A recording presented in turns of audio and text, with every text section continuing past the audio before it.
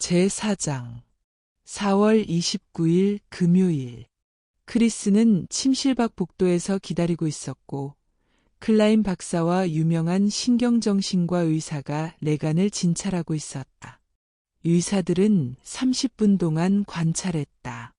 레간은 몸을 뒤틀고 머리카락을 쥐어뜯으며 때때로 고통스러운 표정을 지으며 귀를 막았다. 마치 갑작스러운 귀청이 터질 듯한 소음을 차단하려는 듯했다. 그녀는 외설스러운 말을 외치고 고통에 찬 비명을 질렀다.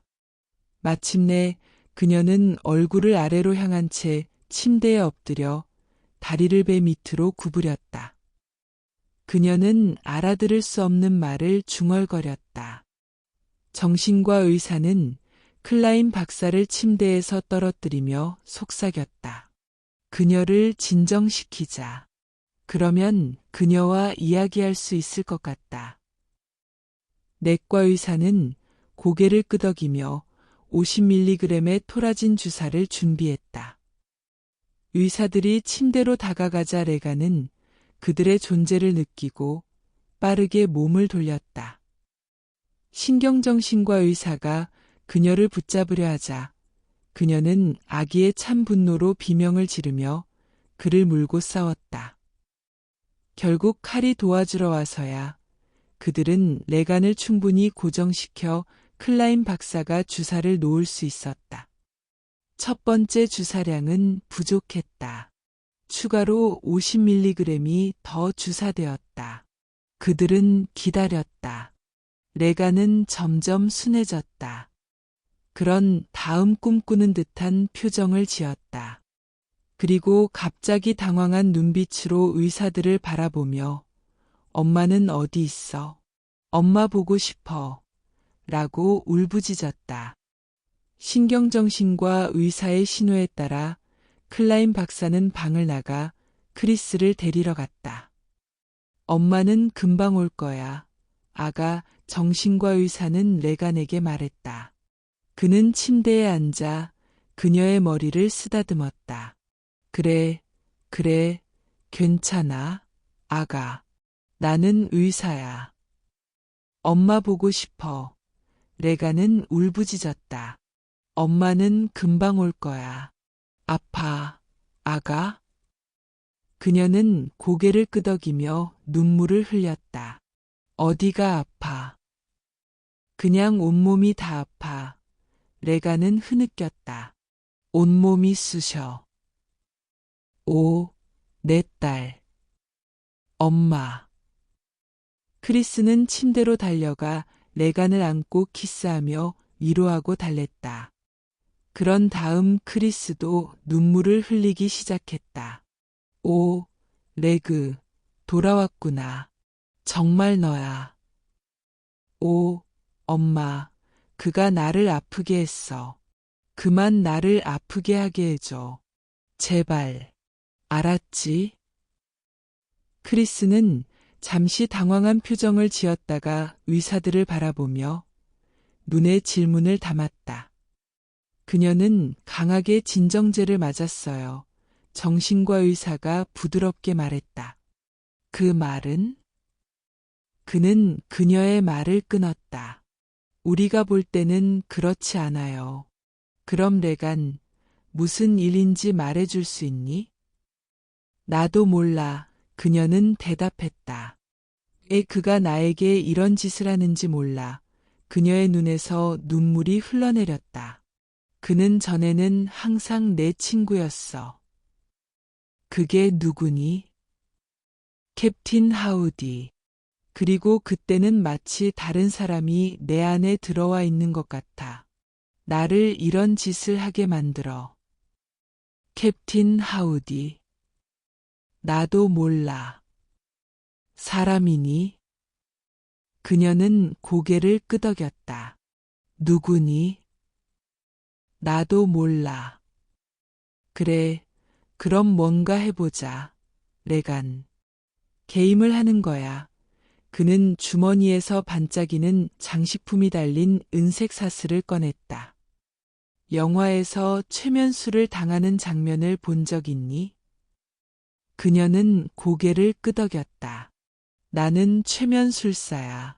오, 그래. 나는 사람들을 항상 최면에 걸어. 물론 그들이 허락할 때만.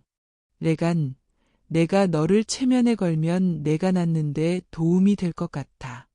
내 안에 있는 그 사람이 밖으로 나올 거야. 그렇게 되면 좋겠니? 봐, 엄마가 바로 옆에 있잖아. 레간은 크리스를 의심스럽게 바라보았다. 해봐, 아가, 해봐. 크리스는 그녀를 격려했다. 해봐. 레가는 정신과 의사를 돌아보며 고개를 끄덕였다. 좋아. 그녀는 부드럽게 말했다. 하지만 조금만. 정신과 의사는 미소를 지으며 갑자기 뒤쪽에서 도자기가 깨지는 소리에 시선을 돌렸다. 섬세한 꽃병이 침대 옆 서랍장 위에서 떨어져 바닥에 산산조각이 났다. 클라인 박사는 팔꿈치를 대고 있던 서랍장을 바라보며 위아한 표정을 지었다. 그는 팔을 내려다보고 깨진 조각들을 주워 모으려고 몸을 숙였다. 괜찮아요. 박사. 윌리가 치울 거예요. 크리스가 말했다. 셔터 좀 닫아줄래요? 샘, 정신과 의사가 그에게 말했다. 그리고 커튼도 좀 쳐줘요. 방이 어두워지자 정신과 의사는 사슬을 손가락 끝으로 잡고 앞뒤로 천천히 흔들기 시작했다. 그는 장식품에 펜라이트를 비추었다. 그것은 빛을 발했다. 그는 최면 주문을 외우기 시작했다. 자, 이걸 봐. 레간. 계속 보고 있으면 내 눈꺼풀이 점점 무거워질 거야. 얼마 지나지 않아 그녀는 최면 상태에 빠진 것 같았다. 매우 암시 가능성이 높군. 정신과 의사가 중얼거렸다. 그런 다음 그는 소녀에게 말했다. 레간, 편안하니? 네, 그녀의 목소리는 부드럽고 속삭이듯 했다. 몇 살이니, 레간? 12살. 내 안에 누가 있니? 때때로. 언제? 다른 때. 사람이니? 네. 누구니?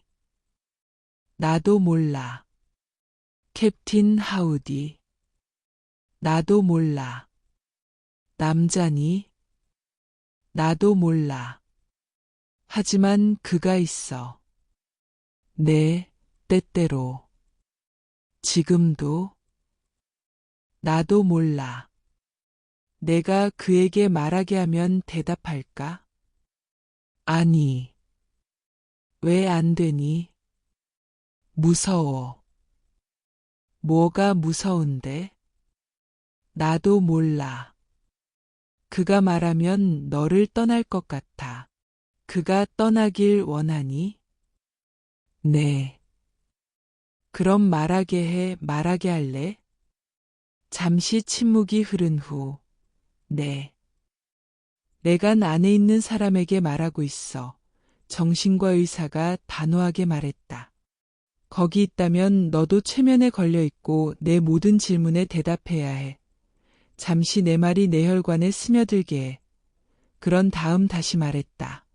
거기 있다면 너는 최면에 걸려 있고 내 모든 질문에 대답해야 해. 앞으로 나와 대답해. 거기 있니? 침묵. 그런 다음 뭔가 이상한 일이 일어났다. 레간의 숨결이 갑자기 고약해졌다. 그것은 두껍고 전류 같았다. 정신과 의사는 잎이 트 떨어진 곳에서도 그 냄새를 맡을 수 있었다. 그는 레간의 얼굴에 펜라이트를 비추었다. 크리스는 딸의 얼굴이 아기의 찬 가면으로 변하는 것을 보고 비명을 참았다. 입술이 서로 반대 방향으로 당겨지고 부풀어 오른 혀가 입에서 늑대처럼 늘어졌다. 오, 하나님. 크리스는 숨을 헐떡였다. 내가 레간 안에 있는 사람이니? 정신과 의사가 물었다. 그녀는 고개를 끄덕였다. 내 이름이 뭐니? 노원마이. 그녀는 거칠게 대답했다. 그게 내 이름이니? 그녀는 고개를 끄덕였다. 남자니? 세이. 그녀가 말했다. 대답했니? 세이. 얘라면 고개를 끄덕여. 그녀는 고개를 끄덕였다. 외국어로 말하고 있니? 세이. 어디서 왔니? 도그. 개에서 왔다고? 도그 모르프모션. 레간이 대답했다. 정신과 의사는 잠시 생각한 후 다른 접근 방식을 시도했다.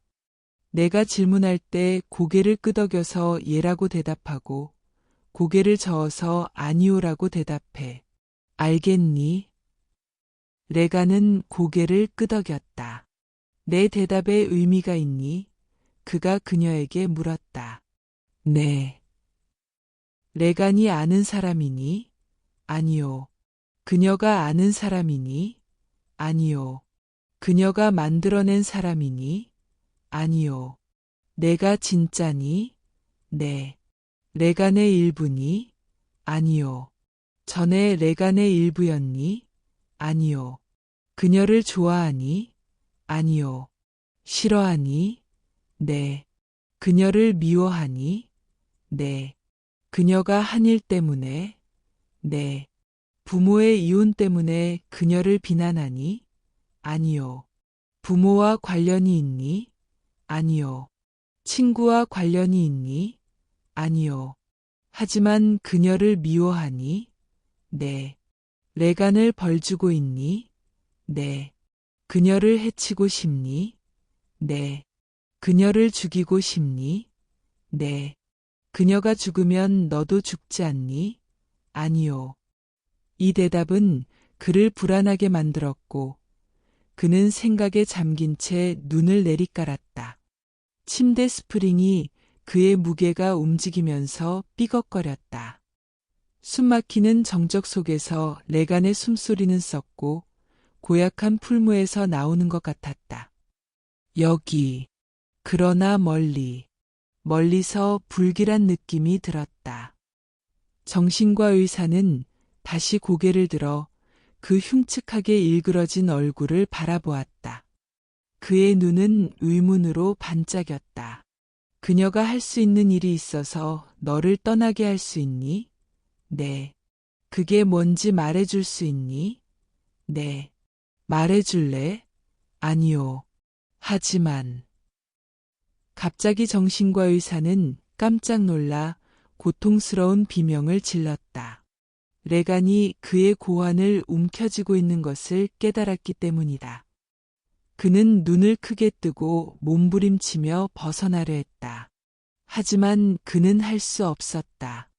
샘, 도와줘. 그는 신 목소리로 외쳤다.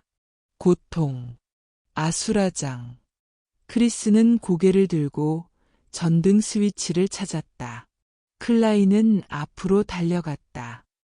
레간은 고개를 뒤로 젖히고 악마처럼 웃으며 늑대처럼 울부짖었다. 크리스는 전등 스위치를 쳤다. 돌아서서 모래 알갱이가 흩날리는 슬로우 모션 악몽 같은 장면을 보았다.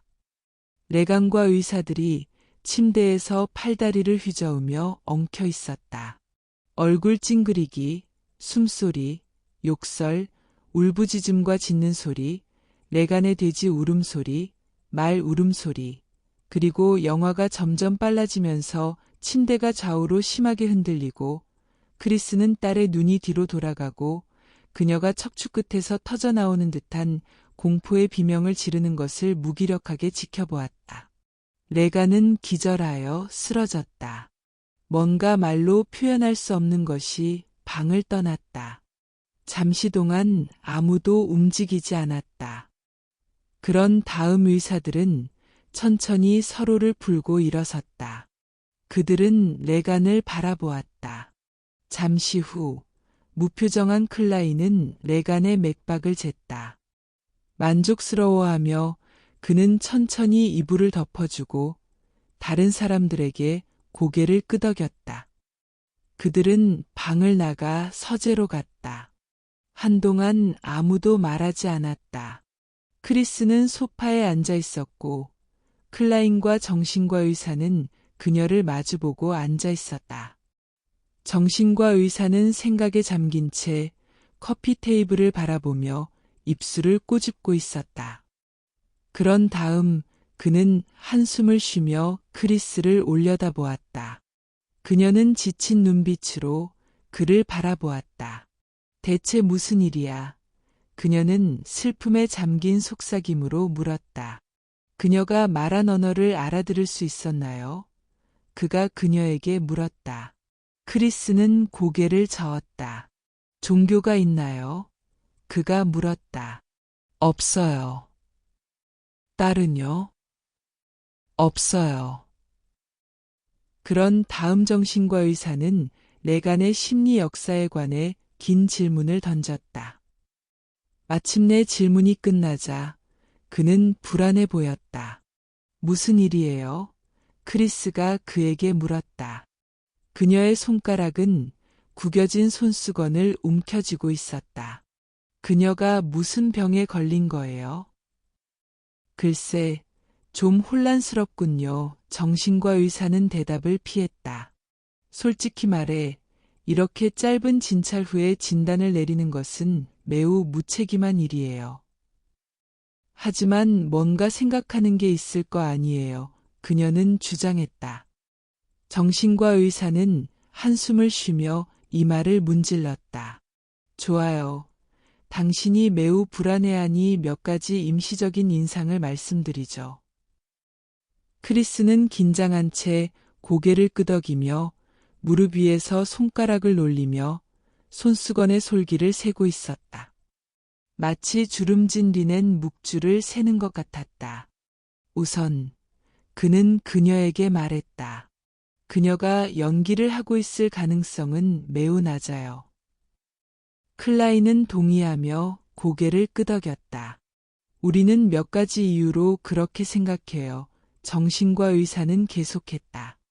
예를 들어 비정상적이고 고통스러운 경련과 그녀가 우리와 이야기할 때 그녀 안에 있는 사람이라고 주장하는 사람의 얼굴이 변한 것.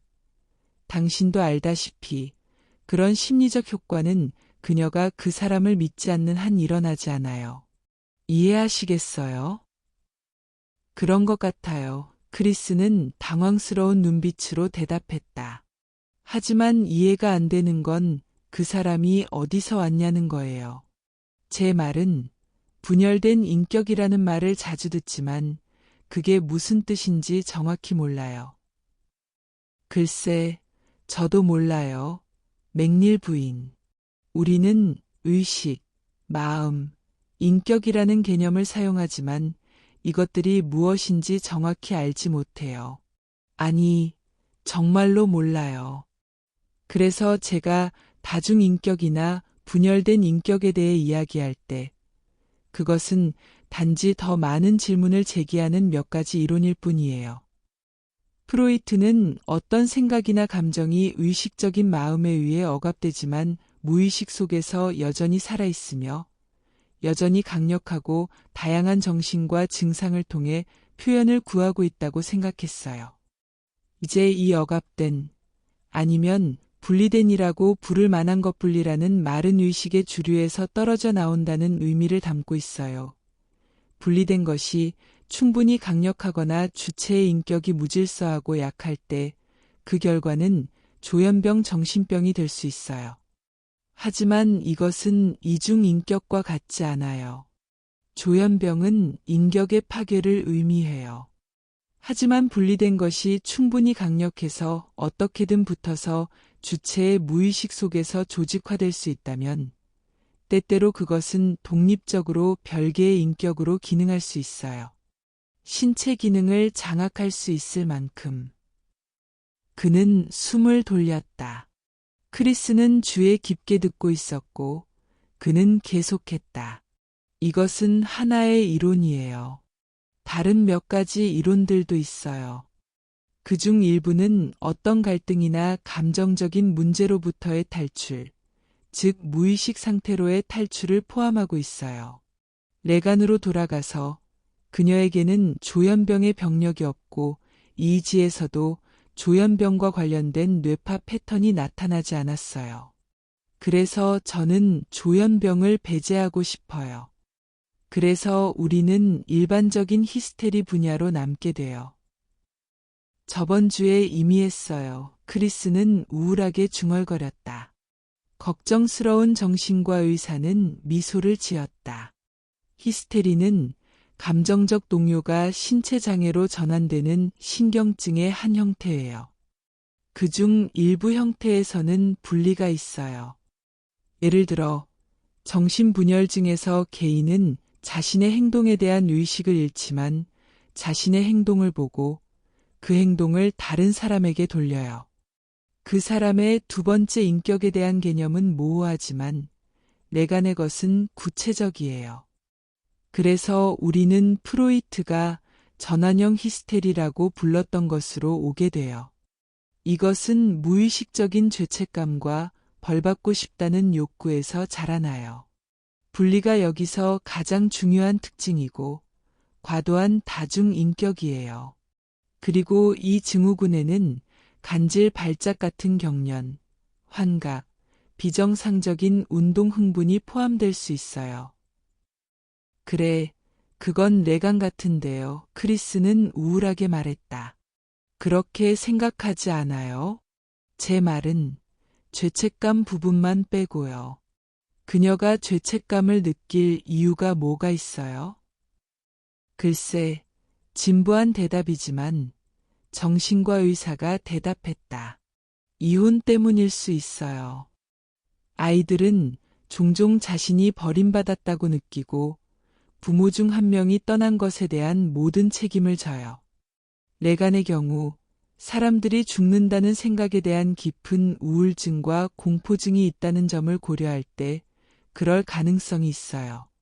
여기서 저는 사람들이 죽는다는 생각에 대한 공포, 즉 타나토포비아를 말하고 있어요. 아이들에게서 이것은 종종 가족의 스트레스와 관련된 죄책감 형성과 함께 나타나며 특히 부모를 잃을지도 모른다는 두려움과 관련이 있어요. 이것은 분노와 강한 좌절을 초래해요. 또한 이 죄책감은 의식적인 마음에 알려져 있을 필요는 없어요. 그것은 자유롭게 떠다니는 죄책감, 즉 특정한 것과 관련이 없는 일반적인 죄책감일 수도 있어요.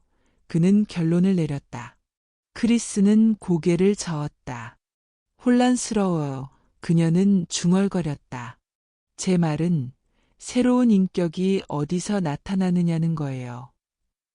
글쎄, 다시 말하지만 그것은 추측일 뿐이에요. 그는 대답했다. 단지 추측일 뿐이에요. 하지만 만약 그것이 전환 히스테리이고 죄책감에서 비롯된 것이라면 두 번째 인격은 단지 벌을 주는 사람일 뿐이에요.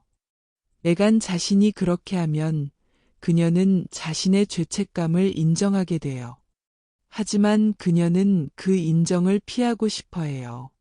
그래서 두 번째 인격이 생기는 거예요. 그렇다면 그녀가 그런 병에 걸렸다고 생각하세요? 제가 말했듯이 저는 몰라요. 정신과 의사는 여전히 회피하며 대답했다. 그는 말을 고르고 있는 것 같았다. 그녀 나이의 아이가 새로운 인격의 구성 요소를 모아서 조직화할 수 있다는 것은 매우 드물어요. 그리고 몇 가지. 글쎄요. 다른 것들이 혼란스러워요. 그녀의 우이자 보드 퍼포먼스는 예를 들어 극도로 암시 가능성을 나타내지만 제가 그녀를 최면에 걸지 않은 것 같아요. 아마도 그녀는 저항했을 거예요. 하지만 정말 놀라운 것은 새로운 인격의 조숙함이에요. 그것은 12살이 아니에요. 훨씬 더 나이가 많아요. 그리고 그녀가 말한 언어도 그렇고요. 그는 벽난로 앞 카페툴 생각에 잠긴 채 바라보며 아랫입술을 잡아당겼다. 물론 비슷한 상태가 있지만 우리는 그것에 대해 잘 몰라요. 몽유병의 한 형태로 주체가 갑자기 자신이 배운 적 없는 지식이나 기술을 나타내는 경우가 있어요. 그리고 두 번째 인격의 목적은 첫 번째 인격을 파괴하는 것이에요. 하지만 그의 말은 점점 사그라들었다. 갑자기 정신과 의사는 크리스를 올려다보았다. 정말 복잡해요. 그는 그녀에게 말했다. 그리고 저는 터무니없이 단순화했어요. 그럼 결론은 뭐예요? 크리스가 물었다. 지금으로서는 백지 상태예요. 그는 그녀에게 말했다. 그녀는 전문가 팀에 의해 집중적으로 3주 동안 집중적인 검사를 받을 필요가 있어요. 예를 들어 데이튼의 베링거 클리닉에서요. 크리스는 시선을 돌렸다. 문제가 있나요?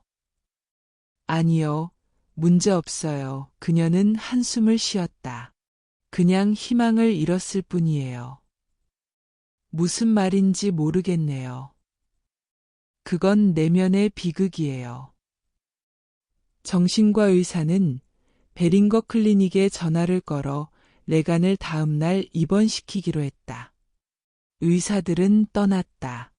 크리스는 슬픔과 함께 데닝스, 죽음, 구더기, 공허, 어둠, 흙 아래의 무덤, 아무것도 움직이지 않는, 아니, 움직임이 없는, 아무것도 움직이지 않는, 아무것도 움직이지 않는, 아무것도 움직이지 않는, 너무 많아. 그런 다음 그녀는 그것을 치우고 짐을 싸기 시작했다. 그녀는 데이튼에서 입을 가발을 선택하기 위해 침실에 서 있었다. 그때 칼이 나타났다. 그녀를 만나러 온 사람이 있다고 했다. 누구예요? 형사요. 저를 만나고 싶다고요? 그는 고개를 끄덕였다. 그런 다음 그는 그녀에게 명함을 건네주었다. 그녀는 그것을 무심하게 바라보았다. 윌리엄 F. 킨더맨, 형사 중위, 살인수사과. 그것은 고풍스러운 튜더 폰트로 인쇄되어 있었고 마치 골동품 가구 판매상이 선택할 법한 폰트였다. 그녀는 명함에서 고개를 들며 의심스러운 눈빛으로 말했다. 저를 체포하러 온 건가요? 세상에는 크리스가 알게 된 바로는 소설이나 대본, 아니면 그 두 가지를 모두 가지고 있는 사람이 없는 사람이 없었다. 그녀는 마치 신부가 술꾼을 끌어당기듯이 그런 사람들을 끌어당겼다. 하지만 칼은 고개를 저었다. 크리스는 곧바로 호기심이 생겨 계단을 내려갔다. 버크 데닝스와 관련이 있나? 그는 현관에서 기다리고 있었다. 손에는 구겨진 모자챙을 움켜쥐고 있었다. 중년의 체격이 좋은 남자. 50대 중반. 광택이 나는 통통한 뺨. 하지만 구견 바지와 발목이 접힌 넓은 바지는 그가 몸에 신경을 많이 쓰는 것을 비웃고 있었다. 회색 트위드 코트는 낡고 구식이었고 그의 촉촉한 갈색 눈은 때때로 과거를 바라보는 것 같았다. 그는 천식 환자처럼 숨을 헐떡이며 기다리고 있었다. 크리스가 다가가자 형사는 피곤하고 어딘가 아버지 같은 태도로 손을 내밀었다. 어떤 라인업에서도 그 얼굴을 알아볼 수 있을 거예요. 맥릴 양. 제가 라인업에 있나요? 크리스는 진지하게 그의 손을 잡으며 물었다. 오, 하나님. 오, 아니에요. 그는 파리를 쫓듯이 손을 저으며 말했다. 그는 눈을 감고 고개를 숙였다. 다른 손은 배 위에 가볍게 올려져 있었다. 크리스는 그가 기도문을 외울 것이라고 예상했다. 아니에요. 그냥 절차상 그렇다는 거예요. 절차상. 봐요. 바쁘신가요? 내일 다시 올게요. 그는 돌아서서 떠나려 했지만 크리스는 불안하게 물었다. 무슨 일이에요? 버크 데닝스가 죽임을 당했나요? 그래서 여기 오신 건가요? 아니에요. 아니에요. 아니에요. 그냥 절차상 그렇다는 거예요. 절차상. 아시다시피 그렇게 중요한 사람이니 그냥 지나칠 수 없었어요. 우리는 그럴 수 없었어요. 그는 애원하는 눈빛으로 말했다. 적어도 한두 가지 질문은 해야 했어요. 그가 넘어졌나요? 밀려졌나요? 그는 몸을 좌우로 흔들며 손과 머리를 움직였다. 그런 다음 그는 속삭이며 말했다. 누가 알겠어요? 강도를 당했나요? 아니에요. 강도를 당하지 않았어요. 맥리양, 강도를 당하지 않았어요. 하지만 요즘 같은 시대에 범인에게 동기가 필요하겠어요. 그는 항상 움직이는 손을 마치 하품하는 꼭두각시 인형을 조종하는 퍼페티어처럼 움직였다. 이 마약들, 이 마약들. 그는 한탄했다. ESD. 그는 크리스를 바라보며 가슴을 손가락 끝으로 두드렸다. 믿어요. 저는 아버지예요. 그리고 제가 보는 것들이 마음을 아프게 해요. 아이가 있나요? 네, 하나요. 아들인가요? 딸이에요. 글쎄요. 들어오세요, 형사님. 크리스는 불안하게 말하며 안내하려 했다. 그녀는 그가 자신의 사인을 원할 것이라고 예상했다. 항상 자신의 자녀를 위해서였다. 네, 물론이죠. 맥리 양, 혹시 제게 부탁드릴 게 하나 있는데요. 그녀는 지친 예상으로 돌아서서 말했다. 네, 물론이죠. 제 위장이요. 그는 얼굴을 찡그리며 가리켰다. 뭐 좀 드실 만한 게 있나요? 네, 네, 문제 없어요. 그녀는 한숨을 쉬었다. 의자에 앉아 계세요. 그녀는 가리키며 말했다. 그런 다음 그녀는 주방으로 향했다. 냉장고에 병이 하나 있을 거예요. 아니에요. 아니에요. 제가 주방으로 가죠. 그는 그녀를 따라가며 말했다. 폐를 끼치고 싶지 않아요. 폐가 아니에요. 아니에요. 정말이에요. 바쁘시잖아요. 제가 가죠. 아이가 있나요? 그는 걸어가며 물었다. 네, 맞아요. 딸이죠. 말씀해 주셨죠. 그렇죠. 맞아요. 하나요. 그럼 아직은 걱정하지 않아도 돼요. 나중에는 조심하세요. 그는 고개를 저으며 말했다. 크리스는 그가 걸어가는 모습을 보고 그가 왜곡된 오리처럼 걷고 있다는 것을 알아차렸다. 제가 유명한 영화배우를 만나서 칼소다를 달라고 하다니 정말 창피해요. 아, 세상에. 크리스는 냉장고 문을 열고 있었고 칼소다를 찾고 있었다. 얼음 드릴까요? 그녀가 물었다. 아니에요. 그냥 드려요. 그녀는 병을 열고 있었다. 저기, 그 영화 말이에요. 엔젤이라는 영화 6번이나 봤어요. 만약 제작자나 편집자를 체포하고 싶으시면 그 사람들이 범인이에요. 그녀는 칼소다를 따르며 중얼거렸다. 오, 아니에요. 아니에요. 정말 좋았어요. 앉으세요. 그녀는 고개를 끄덕이며 테이블을 가리켰다. 오, 감사합니다. 그는 앉았다. 아니에요. 정말 좋았어요. 정말 감동적이었어요. 하지만 하나 궁금한 게 있는데요. 그녀는 그의 앞에 칼 쏟아 잔을 내려놓고 그의 맞은편에 앉아 손을 포개고 있었다. 작은 사소한 점이에요. 그는 사과하듯 말했다.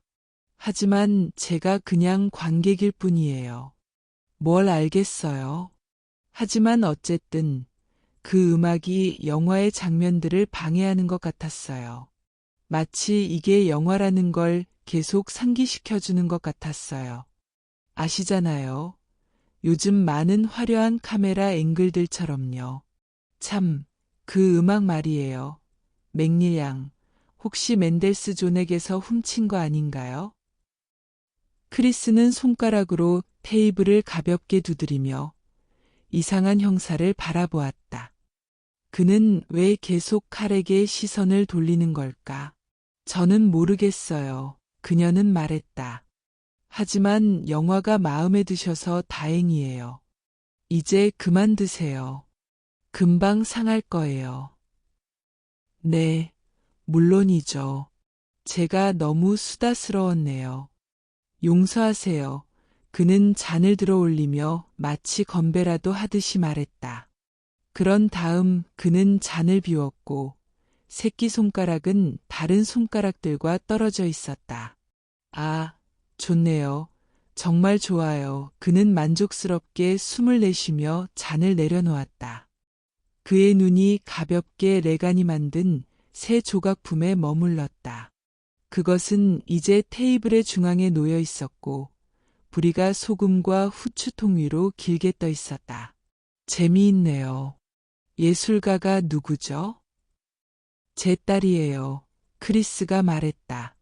정말 좋네요. 이제 그만 가보셔야겠어요. 크리스가 말했다. 네, 네, 알겠습니다. 알겠습니다. 제가 너무 성가시게 굴었네요. 자, 딱 한 가지 질문만 드리고 가겠습니다. 물론 버크 씨가 사고를 당한 날 밤에 이 근처에 있는 친구가 있었는지 여쭤보려고요. 물론 당신을 제외하고요. 혹시 아는 분이 있나요? 아, 그날 밤에 그가 여기 있었어요. 아, 그래요? 그의 눈썹이 위로 치켜 올라갔다. 사고 시간 근처에요? 사고가 언제 일어났나요? 그녀가 물었다. 7시 5분이요. 그가 말했다. 네, 그런 것 같아요. 그럼 그걸로 끝난 거죠. 그는 고개를 끄덕이며 일어나려 했다. 그는 취해 있었고, 떠나고 있었고, 계단에서 넘어졌어요. 그럼 그걸로 끝난 거죠. 정말이에요. 하지만 기록을 위해 혹시 버크 씨가 떠난 시간을 기억하시나요? 그는 진실을 찾듯이 손을 뻗었다. 어떻게 아셨어요? 글쎄요. 그는 제가 의사 사무실에 있는 동안 왔다 갔어요. 제가 로슬린에 있는 의사 사무실에 있었거든요. 아, 그렇군요. 물론이죠. 하지만 그럼 어떻게 그가 여기 있었는지 아셨나요? 아, 샤론이 그랬어요. 제 비서예요. 그녀가 여기 있을 때 버크가 들렀어요. 그녀는 샤론이요? 그가 말을 끊었다. 샤론 스펜서예요. 제 비서예요. 그녀가 그를 여기 두고 약을 타러 갔어요. 제가 집에 돌아왔을 때 버크는 이미 떠나고 없었어요. 그럼 그가 그녀를 만나러 온 건가요? 그가 물었다. 아니요. 저를 만나러 왔어요. 네, 물론이죠. 네, 제가 말을 끊어서 죄송합니다. 제 딸이 아파서 사론이 그를 여기 두고 약을 타러 갔어요. 제가 집에 돌아왔을 때 버크는 이미 떠나고 없었어요. 그럼 그가 떠난 후에 그와 함께 있었던 사람이 누구죠? 당신 딸을 제외하고요. 아무도 없었어요. 아무도요? 그가 그녀를 혼자 두고 갔나요? 그녀는 고개를 끄덕였다. 하인도 없이요? 네, 윌리와 카리. 그들은 누구죠? 크리스는 갑자기 발밑이 무너지는 듯한 느낌을 받았다. 부드러운 대화가 갑자기 날카로운 신문으로 변했다. 글쎄요, 칼이 저기 있잖아요. 그녀는 고개를 돌리며 말했다. 그녀의 시선은 하인의 등에 고정되어 있었다.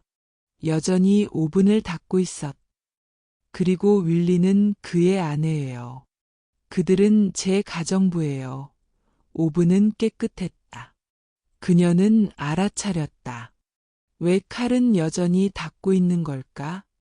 그녀는 담배에 불을 붙이려고 했다. 킨더맨이 불을 붙여주었다. 그럼 당신 딸만 버크 씨가 떠난 시간을 알고 있었겠네요.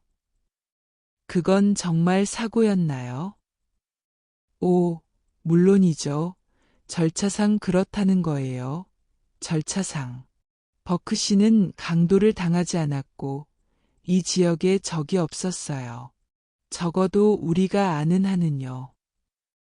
크리스는 잠시 칼을 바라보았지만 곧 시선을 돌렸다. 형사가 눈치챘을까? 아마도 아닐 것이다. 그는 여전히 조각품을 만지작거리고 있었다. 이 새, 이런 종류의 새의 이름이 있나요? 그는 크리스가 자신을 바라보고 있는 것을 알아차리고 물었다. 그녀는 그가 조각품을 만지작거리는 것을 바라보고 있었다. 그는 약간 당황한 듯 보였다. 제가 방해가 되었나 보네요. 바쁘시죠? 금방 끝납니다. 자, 그럼 당신 딸이 버크 씨가 떠난 시간을 알고 있었나요? 아니요. 그녀는 몰랐을 거예요. 그녀는 강하게 진정제를 맞고 있었어요. 아, 정말 안타깝군요. 정말 안타깝네요. 그의 처진 눈꺼풀은 걱정으로 가득 차 있었다. 심각한가요? 네, 그런 것 같아요. 혹시 여쭤봐도 될까요? 그는 조심스럽게 물었다. 아직 몰라요. 드래프트를 조심하세요. 그는 단호하게 말했다. 크리스는 멍한 표정을 지었다. 겨울에 집안이 따뜻하면 드래프트는 박테리아를 위한 마법의 양탄자가 됩니다. 그는 진지하게 말했다. 제 어머니는 항상 그렇게 말씀하셨죠. 아마도 그건 민간 신앙일 거예요. 아마도. 하지만 저에게 있어 신화는 마치 고급 프랑스 레스토랑의 메뉴처럼 화려하고 복잡한 위장일 뿐이에요. 우리가 삼키기 힘든 사실을 말이죠. 예를 들어 콩이라든가요. 그는 진지하게 말했다. 크리스는 테이블을 다시 두드렸다. 그녀의 방이 저기 위에 있는 큰 창문 있는 방인가요? 그는 천장을 가리키며 말했다. 이 계단을 내려다보는 방 말이에요. 크리스는 고개를 끄덕였다. 창문을 닫고 블라인드를 내리세요. 그녀는 나을 거예요. 글쎄요. 항상 닫혀 있고 블라인드도 내려져 있어요. 크리스가 말했다. 그녀는 나을 거예요. 그는 다시 한번 말했다. 기억하세요. 예방은 치료의 어머니라는 말을요. 크리스는 테이블을 다시 두드렸다. 바쁘시군요. 자, 우리는 끝났어요. 딱 한 가지 기록을 위해 여쭤볼 게 있어요. 절차상 그렇다는 거예요. 우리는 다 끝났어요. 그는 주머니에서 구겨진 고등학교 연극 프로그램을 꺼내고 이빨 자국이 난 노란 연필을 찾기 위해 코트 주머니를 뒤졌다. 그는 가위로 연필을 깎은 것 같은 연필을 찾아냈다. 그는 프로그램을 테이블 위에 펼치고 주름을 폈다. 자, 이름 한두 개만 적고 가겠습니다. 그는 숨을 헐떡이며 말했다. 스펜서는 철자가 시로 시작하나요? 네, 시예요. 시로 시작하죠. 그는 프로그램 여백의 이름을 적으며 말했다. 그럼 가정부들은요? 존과 윌리? 칼과 윌리 앵스트롬이에요. 칼이죠. 맞아요. 칼이에요. 칼 앵스트롬. 그는 굵고 진한 글씨로 이름을 적었다. 자, 시간은 기억하고 있어요. 시간은 제가 기억하고 있어요. 그는 거칠게 말했다. 그런 다음 그는 프로그램을 뒤집어 여백을 찾았다. 오, 아니, 잠깐만요. 제가 잊어버렸네요. 네, 가정부들 말이에요. 당신이 시간을 말해주지 않았죠. 제가 말하지 않았어요. 칼, 어젯밤에 몇 시에 들어왔어요? 크리스가 그에게 물었다. 스위스인은 몸을 돌려 무표정한 얼굴로 말했다.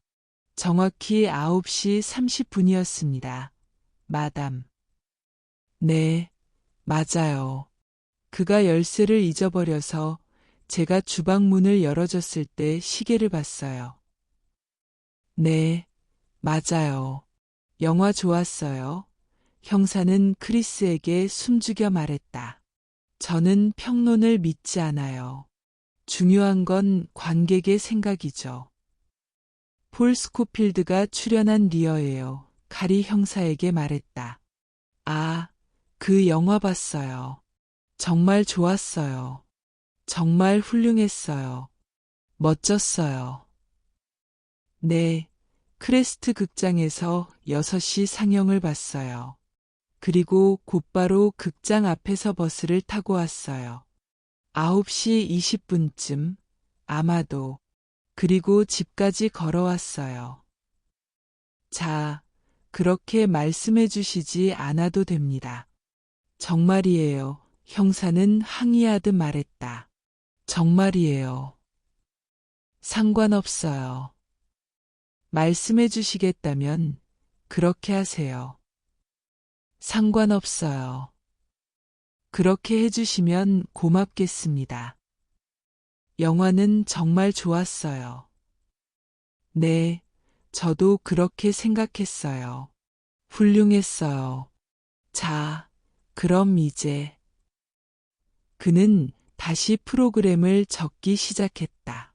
제가 일을 해야 하니까요. 자, 딱 한 가지만 더 물어보고 가겠습니다. 정말이에요. 그는 숨을 헐떡이며 말했다. 그런 다음 그는 프로그램을 접어 주머니에 넣고 연필도 함께 넣었다. 자, 이제 사무실로 돌아가서 뭔가 물어볼 게 있었는데 생각이 안 나네요. 저랑은 항상 그렇죠. 오, 뭐, 전화로 물어볼 수 있어요. 전화로 할 수 있어요. 저는 잠시 도시를 떠날 거예요. 그녀가 말했다. 기다릴 수 있어요. 기다릴 수 있어요. 그는 그녀를 안심시켰다. 기다릴 수 있어요. 그는 손목시계를 보며 마치 약속에 늦은 것처럼 행동했다. 자, 이제 가봐야겠어요. 그는 일어섰다. 크리스도 함께 일어섰다. 자, 저는 딸을 위해 좋은 의사를 찾으셨나요? 형사가 그녀에게 물었다. 제 말은 딸을 위해서요. 그는 조각품을 다시 내려놓고 집을 나서려 했다. 크리스는 우울하게 그를 따라갔다. 글쎄요, 저는 의사들을 충분히 많이 알고 있어요. 그녀는 중얼거렸다. 어쨌든 저는 딸을 클리닉에 입원시키려고 해요. 바이러스를 다루는 데 있어서 경찰보다 더 잘하는 곳이죠. 그 클리닉은 도시 밖에 있나요? 네, 맞아요. 좋은 곳인가요? 두고 봐야죠. 드래프트를 조심하세요. 그들은 집의 현관문에 도착했다. 그는 문고리를 잡았다. 글쎄요, 즐거웠다고 말씀드리고 싶지만 상황이 상황이니만큼. 그는 고개를 숙이고 고개를 저었다. 정말 죄송합니다. 정말로요. 정말 죄송합니다. 크리스는 팔짱을 끼고 바닥을 내려다보았다. 그녀는 고개를 끄덕였다. 킨더맨은 문을 열고 밖으로 나갔다. 그가 몸을 돌려 크리스를 바라보며 모자를 쓰려고 할 때 날카로운 바람이 남쪽에서 불어왔다. 그의 코트 자락이 펄럭였다. 크리스는 그가 대기 중인 경찰차로 걸어가는 것을 지켜보았다. 그는 모퉁이 근처의 소방펌프 옆에 주차해 있었다. 그는 경찰차에 올라타며 손을 흔들었다. 크리스는 문을 닫았다. 킨더맨이 경찰차에 탄 후 그는 집을 바라보며 잠시 생각에 잠겼다. 그는 레간의 방 창문에서 뭔가 움직이는 것을 본 것 같았다. 그는 그것을 주변으로 보았다. 뭔가가 빠르게 옆으로 지나가는 것 같았다. 하지만 그는 확신할 수 없었다. 그는 그것을 주변으로 보았다. 아무도 나타나지 않았다. 그는 창문이 열려 있는 것을 알아차렸다. 이상했다. 잠시 그는 기다렸다. 아무도 나타나지 않았다. 그는 고개를 저으며 운전석에 앉은 형사에게 고개를 끄덕였다. 그들은 출발했다. 그들이 프로스펙트 스트리트를 따라 내려가면서 킨더맨은 주머니에서 작은 갈색 봉투와 주머니 칼을 꺼냈다. 그는 주머니 칼에 가장 작은 칼날을 펼치고 엄지손가락 안쪽에 봉투를 넣고 레간의 조각품에서 페인트를 조심스럽게 긁어냈다. 그가 작업을 마치고 봉투를 봉하고 있을 때 그는 운전석에 앉은 형사에게 고개를 끄덕였다. 그들은 출발했다. 그날 저녁 클라인 박사가 레간에게 50mg의 스파라인을 주사하여 데이튼으로 가는 여행 동안 그녀가 진정할 수 있도록 했다. 한편 킨더맨 형사는 사무실에 앉아 있었다. 그는 책상 위에 놓인 낡은 책상 램프의 불빛 아래 흩어진 보고서들을 바라보고 있었다.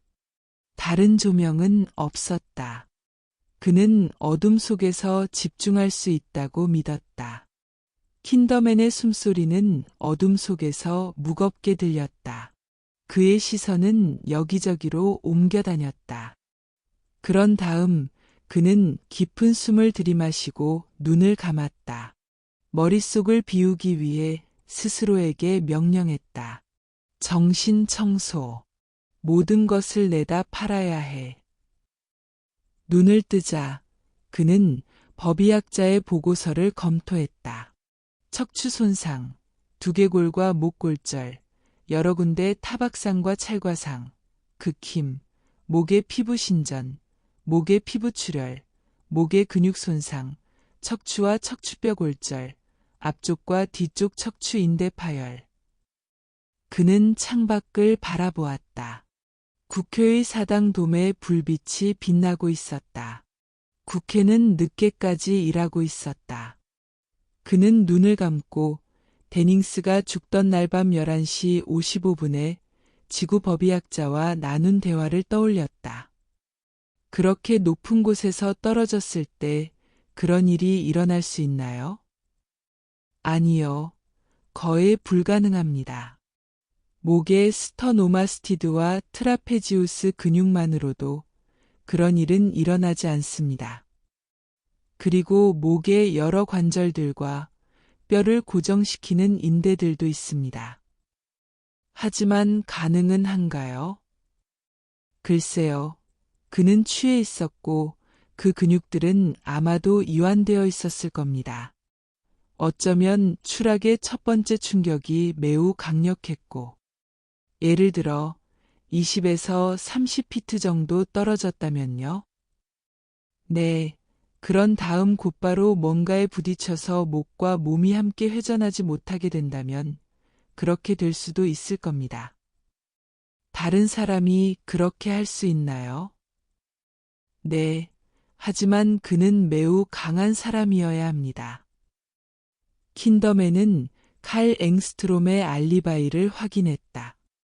그가 데닝스가 죽던 날 밤에 있었다고 주장한 극장의 상영시간과 DC, 교통국 버스의 시간표가 일치했다.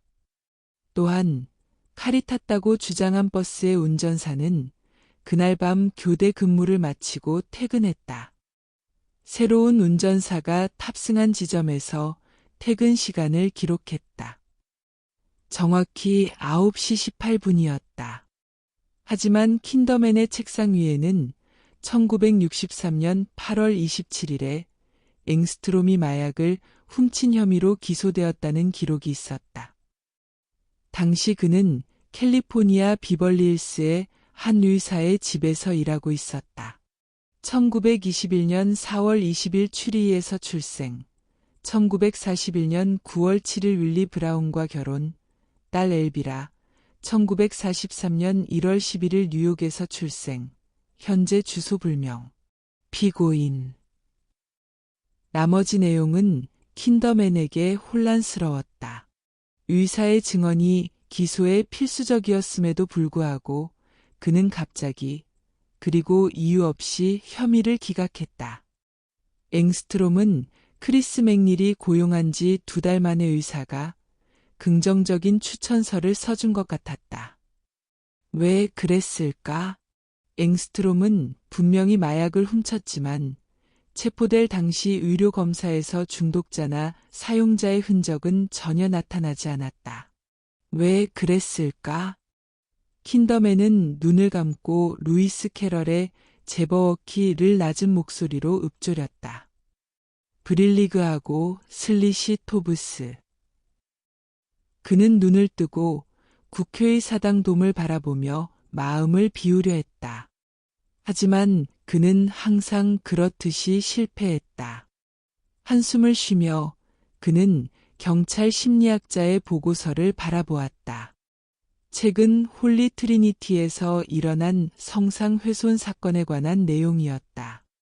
성상, 남성의 성기, 인간의 배설물, 데미안 카라스. 그는 빨간색으로 밑줄을 그었다. 그는 침묵 속에서 숨을 들이마시고 마법의 책을 펼쳤다. 그는 종이 클립으로 표시해둔 페이지를 펼쳤다. 검은 미사, 악마 숭배의 한 형태로 의식은 주로 1. 악행을 저지르도록 권장하는 설교, 2. 악마와의 성교. 보통 악마의 성기는 얼음처럼 차갑다고 묘사됨. 그리고 3. 여러 가지 성적인 모독으로 구성됨.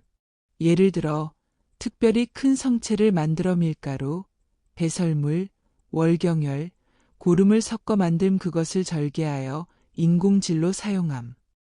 그러면 사제들이 미친 듯이 그것과 성교를 하며 성모 마리아를 강간하고 예수 그리스도를 소도미케 하는 환상을 품음. 또 다른 예로 예수 그리스도의 성상을 깊숙이 소녀의 질에 삽입하고 성체를 부수며 소도미케 하는 사제의 외침과 함께 소녀의 항문에 성체를 삽입함. 또한 예수 그리스도와 성모 마리아의 생생한 조각상들도 이러한 의식에서 자주 사용됨. 성모 마리아 조각상은 예를 들어 음란한 표정을 짓도록 칠해져 있으며 사제들이 빨 수 있는 유방과 성기를 삽입할 수 있는 질을 가지고 있음. 예수 그리스도의 조각상은 펠라티오를 위한 성기와 소녀의 질이나 사내의 항문에 삽입할 수 있는 성기를 가지고 있음. 때때로 조각상 대신 사람이 십자가에 매달려 조각상 역할을 하기도 함. 그리고 그의 정액이 성스러운 성배에 모아져 성체를 만드는 데 사용됨. 그 성체는 배설물로 덮인 제단에서 성스러운 의식을 거행하기 위해 준비됨. 킨더맨은 페이지를 넘겨 의식적 살인에 관한 밑줄, 그은 단락을 읽었다. 그는 그것을 천천히 읽고 이마를 찌푸리며 고개를 저었다. 그는 책상 램프를 껐다. 그는 사무실을 나와 영안실로 향했다. 젊은 직원은 샌드위치를 먹으며 크로스워드 퍼즐을 풀고 있었다. 킨더맨이 다가가자 그는 퍼즐의 답을 적고 일어나 그를 따라 복도를 걸어갔다. 킨더맨은 그를 따라 모자를 손에 들고 희미한 겨자씨와 머스터드 냄새를 따라 냉동 보관함으로 향했다. 그들은 32 번보관함 앞에 멈춰 섰다. 직원은 무표정하게 보관함을 열었다. 그는 샌드위치를 베어 물었고 마요네즈가 묻은 빵 조각이 시트 위로 떨어졌다. 잠시 킨더맨은 시트를 바라보았다. 그런 다음 그는 천천히 그리고 부드럽게 시트를 들어 올려 버크 데닝스의 머리가 뒤로 돌아가 있는 것을 보았다.